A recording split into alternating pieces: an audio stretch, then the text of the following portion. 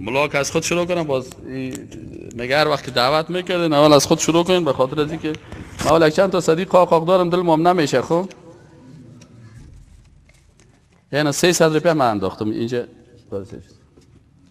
دیگه هم برادرای که هر کسی چیز داره و در کار دعوت اینجا ریا نمیشه، به خاطر از اینکه اینجا هر قدر که شما کمک بکنین ریا نمیشه و اینجا مردم تشویق میشه و تصاویر گرفته میشه و این سبب از این میشه که مجیب جان همین تصاویر بگی خوب است که همون مردمی که باز یگان دروغگویی که در قندوز و در تخار یگان شیطان اگر پیدا میشه که پیسه از کجا کردین، با سعی کردن که مردم 10 روپیه 20 روپیه 50 روپیه هر کسی به اندازه توان خود داده دانای شیطانا چیز شوه.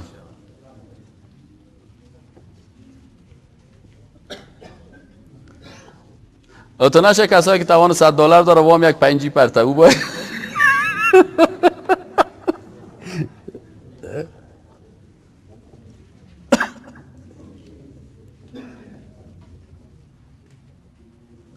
نام خدا این یک کود پیسه شد کود شد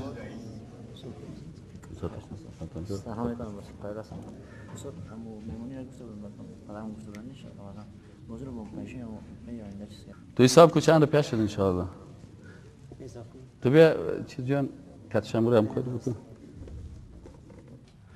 در دیگه کشورها یک نفر یک مدرسه را مکمل می سازه. ما شما خوب است اینم تو کم کم در لیست مدرسه ها میم یک 20 مدرسه را 100 روپیه کدام بتنی در روز آخرت در 20 مدرسه لیستت می باشه. بیا ای که عمرت به 70 رفت مگر خفته بودی که برباد رفت.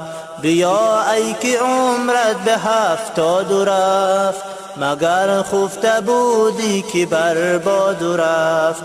همه برگ بودن همه ساختی به تدبیری رفتن نپرداختی.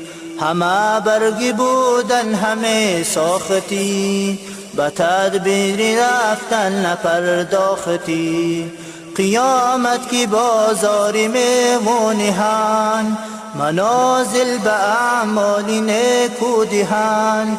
قیامت کی بازاری میمونیهن منازل به اعمالی نیکو دیهن.